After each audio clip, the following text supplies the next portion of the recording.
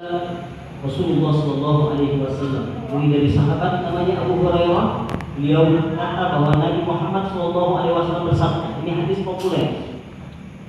Yang bunyinya adalah Innallaha la yanzuru ila suwarikum wa amwalikum, walakin yanzuru ila qulubikum wa a'malikum.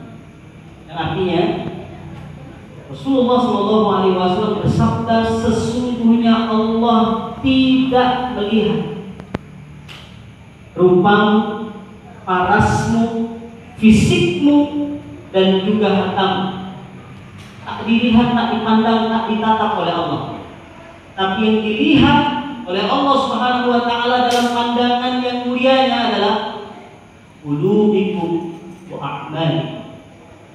Yang dipandang Allah adalah hatimu dan amal-amalnya. Kadang-kadang kita hari ini sebagai manusia sering terpukau dengan yang namanya casing, topeng. Padahal ternyata menurut pandangan Allah, physically casing, topeng ini tidak dipandang olehnya, tidak menjadikan diri kita mulia. Karena yang dipandang oleh Allah Jalla Jalaluhu adalah hati dan amal-amal kita. Kemudian kita sungguh-sungguh memperbaiki hati kita dan amal. Kalau Allah pandang hati, kalau kita fisik saja kita pengen orang lihat kita menarik. Sebelum istri saya percaya, kita mempersembahkan yang terbaik, tentunya penampilan yang nyaman dilihat, baju yang bersih untuk digunakan. Kenapa? Menghormati, menghargai majelis ini. Ya, betapa banyak orang hari ini pengen dipandang bagus, tampan, rupawan. Boleh jadi karena dia suka, karena sifat manusia suka dengan pujian. Mati-matian kadang-kala orang hari ini memperbaiki fisiknya agar dipandang orang baik, agar dilihat orang bagus.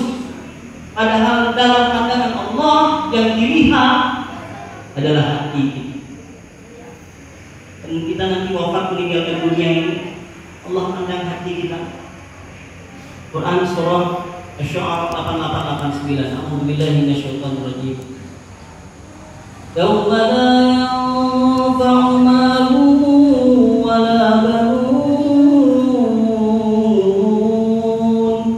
illa man atallaha biqalbin salim. Akan ada hari, akan ada masa tidak ada manfaat harta yang kau kumpulkan itu.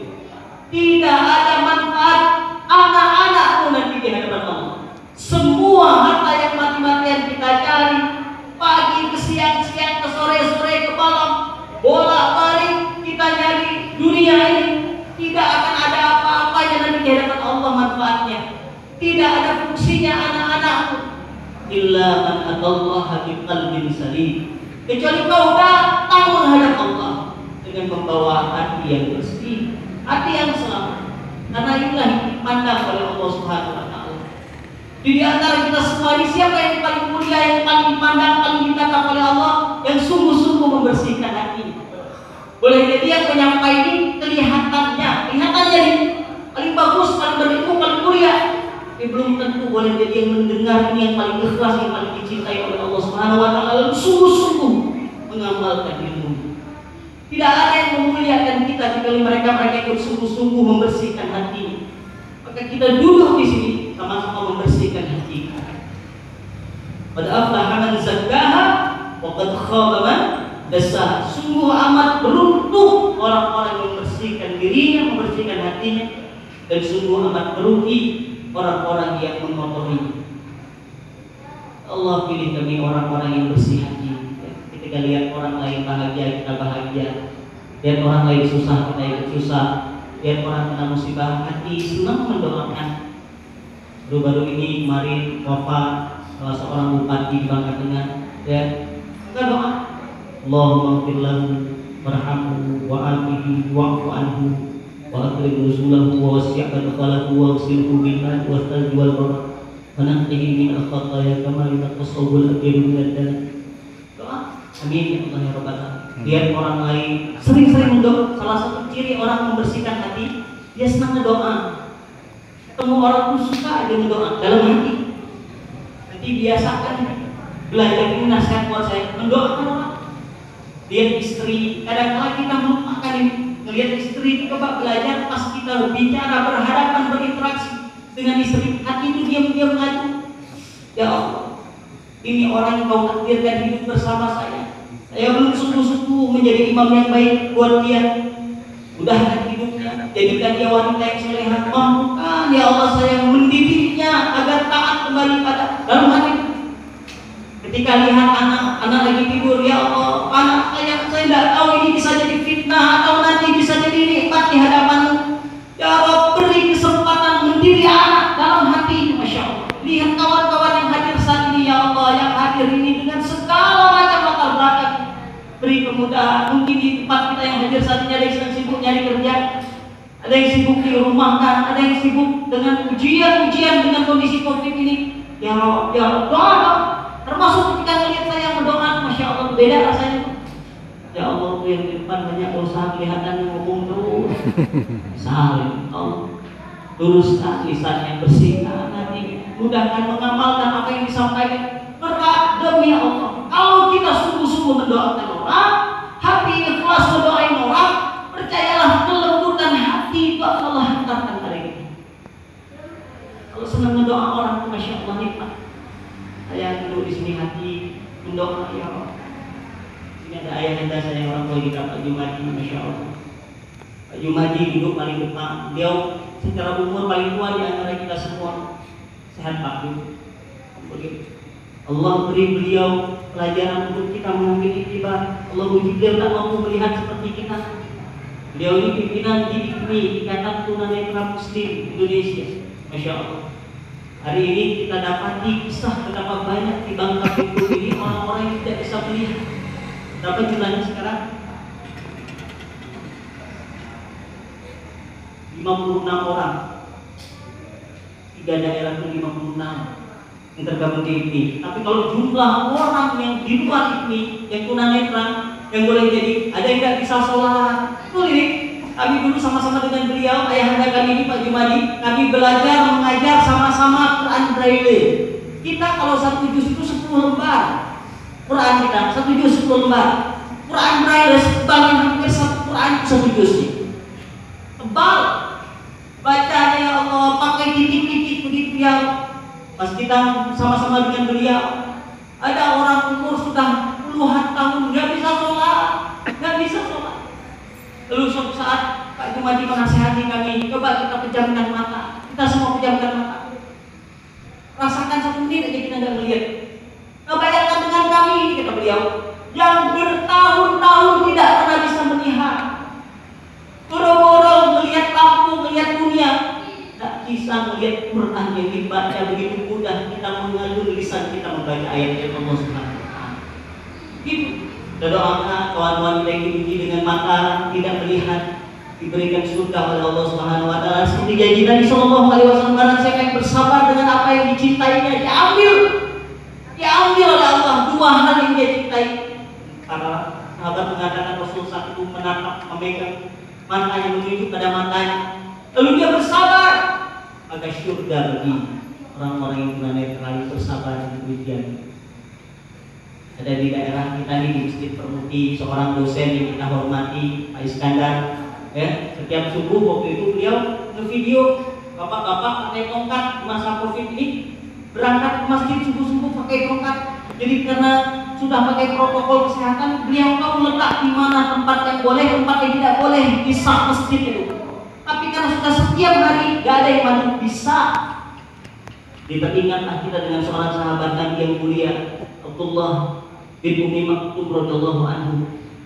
Mata buta tapi mulia di hadapan Allah dengan amal-amal. Ya, jadi Masya Allah, inilah orang-orang boleh jadi secara fisik mereka diuji, tapi hati mereka hidup. Kembali lagi, sebenarnya yang paling ditangkap oleh Allah adalah hati-hati kita. Dia tidak bisa melihat, tapi hati melihat. Dia mata tidak mampu menatap, tapi hati jelas benderang melihat karunia Allah Subhanahu wa Ta'ala. Jadi Masya Allah, kita bersihkan hati-hati kita ini. Kita datang ke majelis ini kalau hati bersih, mudah-mudahan sampai ilmunya ke dalam hati dan berbuah amal-amal yang diridhoi oleh Allah Subhanahu wa taala. Amin. Yang kedua, sudah hadis tadi kita bacakan, ada sebuah pesan hikmah dari seorang sahabat tentang hati. Sahabat ini beliau dikenal, kalau kita buka kitab-kitab Sahih Bukhari, ya, Sahih Bukhari, ada sahabat yang Abdullah dari Abdullah. Di sahabat Nabi itu Abdullah banyak. Ada Abdullah bin Umar, ada Abdullah bin Rawahah, ada Abdullah bin Utsman, ada Abdullah bin Mas'ud. Tapi kalau an Abdullah di kitab Bukhari, setiap hadis Bukhari ada kalimat an Abdullah, hanya satu orang dia. Dia bukan Abdullah bin Umar, dia bukan Abdullah bin Utsman, dia bukan Abdullah bin Rawahah. Siapa dia? Dia adalah Abdullah bin Mas'ud radhiyallahu anhu. Spesial. Kenapa? Karena Abdullah bin Mas'ud adalah salah seorang sahabat yang usia beliau ketika wafat Nabi 41 tahun, paling senior. Karena beliau masih kecil bersama dengan Nabi. Sementara sahabat-sahabat yang lain kayak Abdullah bin Abbas itu wafatnya Nabi umur baru 15 tahun. Jadi jaraknya jauh, karena Abdullah bin Mas'ud ini sahabat yang bersama dengan Nabi dari Muhajirin, dari Mekah. Beliau ini sahabat yang nomor 6 masuk Islam. Beliau yang mengatakan saya nomor 6 masuk as-sabiqun al-awwalun, dan pertama-tama masuk Islam, yang dalam Quran mereka yang as-sabiqun al-awwalun minal muhajirin wal ansar. Dipuji oleh Allah radhiyallahu anhu wa radwan. Allah ridho kepada mereka dan mereka ridho kepada Allah. Salah satu ciri Abdullah bin Mas'ud ini, suatu saat beliau pernah naik pohon kurma, manjat pohon kurma, dan terasa kemudian tersingkap petisnya karena manjat pohon. Lalu tersingkap petisnya kecil karena badannya beliau, ya, rijlun naifun, begitu kurus, sehingga kecil kakinya membuat sahabat yang melihat Abdullah bin Mas'ud tertawa. Ditertawakan, kaki mungil kurus milik Abdullah bin Mas'ud radhiyallahu anhu ditertawakan karena lucu. Manjat pohon kurma, singkap petis, kurus. Lalu Rasulullah menegur para sahabat yang tertawa waktu itu. Apa kata beliau? Dan Nabi Muhammad SAW, kenapa kalian tertawa? Tahukah kalian sesungguhnya rijlu Abdullah bin Mas'ud radhiyallahu anhu, ya, a'zamu wa akbaru, lebih besar, lebih agung, lebih berat nanti timbangannya dibandingkan Jabal Uhud di sisi Allah SWT. Mulianya. Jadi kan kecil-kecil dari Abdullah bin Mas'ud itu jauh lebih berat timbangannya dibandingkan timbangannya Jabal Uhud. Luar biasa ya. Jadi jangan pernah kira fisik orang, maksudnya. Kita tidak tahu, boleh jadi fisik lemah, tapi boleh jadi dia mulia di hadapan Allah. Kita kan patang. Dengan orang serba kekurangan kita hina. Tengok yang gendut, orang yang mono. Padahal belum tentu, bisa jadi yang gendut itu masuk surga. Karena yang masuk surga itu kan yang berat timbangannya. Ya kan? Boleh jadi. Kadang-kadang kita lihat kurang tinggi, mungkin matilah tiang listrik dia. Disangka begitu gatel, nyebut kurang-kurang yang tetap airnya, kurang Afrika. Nah, sudah mengenai, maaf ya, Rasulullah pernah menegur istri beliau langsung, Siti Aisyah radhiyallahu anha, ketika ada orang yang tinggi lewat. Rasulullah mendapat Siti Aisyah mengatakan, Rasul tinggi sekali orang itu, tinggi, merah wajah Nabi, marah. Nabi tidak suka dengan perkataan Siti Aisyah. Lalu kata Nabi, kita suka gimana ya, kau membicarakan sesuatu yang kalau dia dengar, dia tidak suka. Kalau bahasa kita, tapi yang benar tinggi. Kalau kekurangan pada saudara kita sampaikan, kita ceritakan, itu ghibah. Kalau benar, apalagi kalau salah, itu bisa jadi fitnah. Nah, ada nasihat Abdullah bin Mas'ud radhiyallahu anhu kepada kita tentang hati. Apa kata beliau? Nah, hati kita ini kan bolak-balik. Hati itu asal katanya bolak-balik. Kadang soleh, kadang salah, kadang baik, kadang buruk, kadang taat, kadang maksiat. Hati. Dan inilah yang dipandang oleh Allah Subhanahu wa taala. Bagaimana kondisinya biar kita bisa kemudian mencari hati kita dalam kebaikan? Nasihat Abdullah bin Mas'ud radhiyallahu anhu, ya. Utluba qalbaka fi thalathati mawaqif. Carilah hatimu pada 3 tempat. Jadi kalau pengen nyari hati, suasana hati kita, cari pada 3 tempat. Kalau pengen tahu bagaimana kondisi hati kita, cari pada 3 tempat. Pertama, kalau pengen tahu kondisi hati kita, tempat pertama Bismillahil Quran. Ketika mendengar Al-Quran dibaca, ketika dengar Quran itu tahu bagaimana kualitas hati. Ada orang-orang ketika dengar Quran itu tidak ada rasa, tidak ada rasa apapun.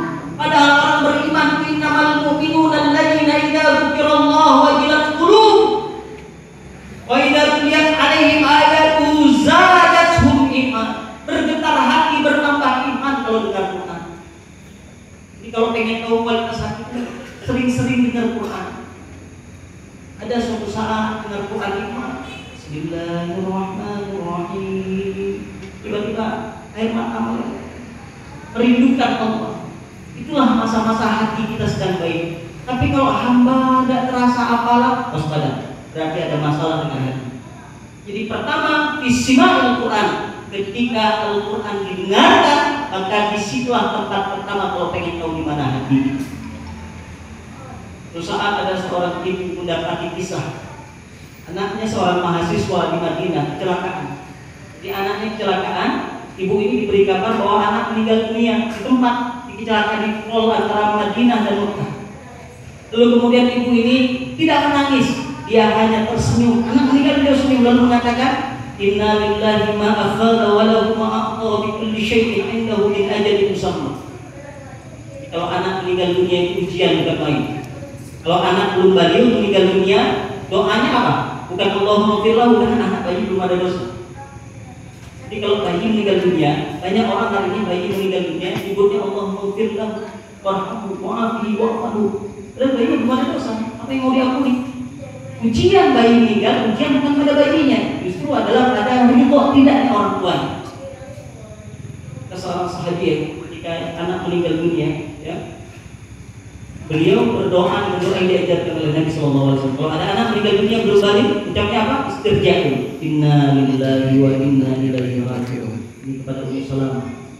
Lalu kemudian doa, Allahumma ajurni fi musibati wa akhlif li khairan minha. Ya Allah, sabarkan aku dengan musibah ini dan ganti dengan yang lebih baik. Ya Allah, ganti anak dengan anak yang lebih baik. Begitu.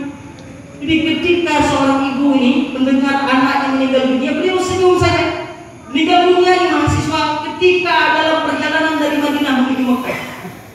Apa kata sang ibu? Izinkan saya menuju tempat wafatnya anak saya. Datang dibawa ke tempat, mobil sudah hancur, anak sudah dibawa ke rumah sakit, ya sudah dikremasi mau dimakamkan. Apa yang terjadi? Kata si ibu, saya ingin mendengar apa yang didengar anak saya, karena saya tahu kebiasaannya.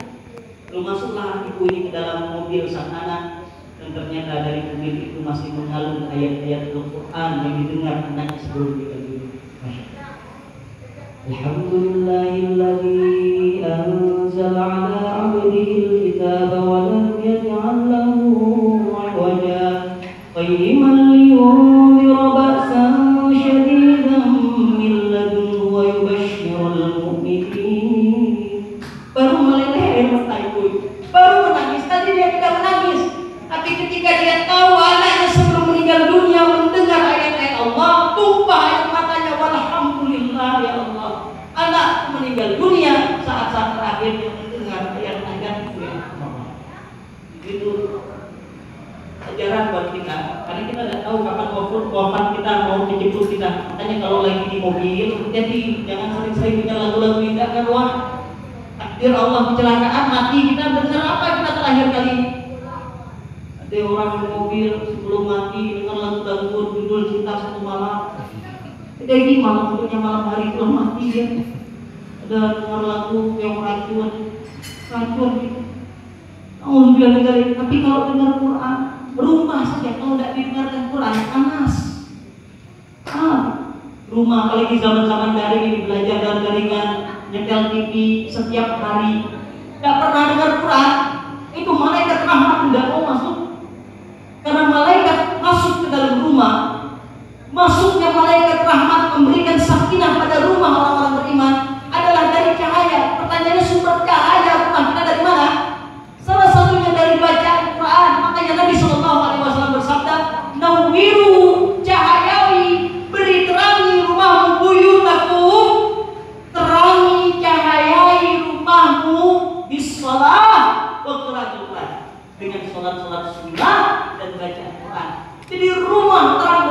dengan cahaya kebaikan, malaikat rahmat masuk. Kenapa? Karena sholat sunnah ditegakkan dan bacaan Quran yang sering diperdengarkan. Itu. Jadi kalau malaikat rahmat yang masuk ke rumah, berarti malaikatnya tidak masuk, setan datang. Hamba rumahku tidak tenang, macam neraka, horor, mencekam. Tapi kalau rumah dibacakan Quran, ada lantunan Quran yang diperdengarkan, bayi tidur diperdengarkan Quran, suami sebelum tidur baca Quran, istri bangun dibangunkan oleh suami sholat tahajud baca Quran, maka turun sakinah pada malam itu dan keluarga itu ditaburi rahmat dan cintanya Allah Subhanahu wa taala. Hati terang benderang, pertama cari tempatnya dengan bacaan Quran. Jadi kalau hati sedang gundah gulana, sering-sering kita berdoa. Yang kedua, kata Abdullah bin Mas'ud radhiyallahu anhu, cari tempat hati itu fi halaqatil dzikr, di majelis zikir. Kalau pengen tahu hati dan kondisi hati kita, sering-sering tahulah beradalah di majelis-majelis ilmu, majelis-majelis zikir. Kalau hati sedang galau, hidup sedang jauh dari kebaikan, futur melanda jiwa rasa kita, maka sering-sering datang ke majelis ilmu. Insya Allah kita ini bisa belajar lewat buku, bisa belajar kondisi dari sekarang lewat mana saja. Tapi akan berbeda rasanya kalau kita belajar langsung ke majelis, ya. Ada keberkahan majelis yang dapat. Dan yang terakhir, yang kedua, dari hati ini halal atau zikir di majelis zikir. Banyak zikir. Insyaallah. Mudah-mudahan Allah Subhanahu wa taala menggolongkan kita ahli zikir. Amin. Alhamdulillah Ustaz ini sudah berada di tengah-tengah kita. Saya persingkat yang ketiga, kalau pengen tahu hati kita tempatnya, ketika dia sedang gundah-gulana adalah ketika kita sedang ikhlal, ketika sedang berdua-duaan dengan Allah Subhanahu wa taala pada malam hari saat kita mulai sholat tahajud. Itulah sebenarnya masa-masa kita pengen mencari hati kita, pengen mengembalikan suasana hati kita biar kembali pada posisinya. Yang pertama saat mendengarkan Al-Quran, disimak Al-Quran. Yang kedua di halal atau zikir, di majelis-majelis zikir. Dan yang ketiga adalah ketika kita sedang berdua-duaan dengan Allah, dengan hinangan air mata membasahi dengan taubatnya kita. Inilah bakat khasyatillah, air mata yang tumpah ruah karena takut kepada Allah Subhanahu wa taala, yang jadinya nanti akan mudah-mudahan memadamkan api neraka lewat air mata cinta. Amin. Ya, kalaulah dalam kondisi tiga ini, kata Abdullah bin Mas'ud radhiyallahu anhu, kita tidak merasakan ketenangan, hati tidak bisa tenang, sudah dengar Quran, sudah dalam majelis zikir, sudah kemudian berdua-dua dengan Allah masih hambar rasanya, maka minta kepada Allah, berdoalah sungguh-sungguh, minta Allah gantikan hati kita dengan hati yang baru. Berarti kita tidak punya hati. Ya Allah, ya Rahman ya Rahim, ya Muqallibal Qulub, tsabbit qalbi ala dini. Wahai yang Maha membolak-balikan hati, tetapkan hati kami tetap dalam agama. Itu saja pengantar kita tazkiyatun nafs malam hari ini. Mudah-mudahan istiqomah dalam kebaikan semua insyaallah. Amin. Mari saling mendoakan di antara kita, jangan sungkan. Tidak harus diketahui orang, tapi kembalinya doa itu insyaallah kepada kita. Menatap saudara, lihat pada sahabat, hati berdoa, ya Rabb, ya Rabb, tolong beri hidayah sahabat saya, bantu urusan dunia akhiratnya, maka kembali ketenangan itu Allah hantarkan kepada hati-hati kita. Jazakumullahu khairan katsiran kepada guru kita, sahabat saya Ustaz Hendy Kurnia yang sudah hadir bersama-sama dengan kita doakan beliau sehat walafiat ya. Beliau dituntun oleh Allah dalam kebaikan, selalu diistiqomahkan hingga akhir hayatnya. Mudah-mudahan nanti bisa berkumpul dengan kita di surga ya Allah Subhanahu wa taala. Kepada Ustaz Hendy Kurnia, fadhilul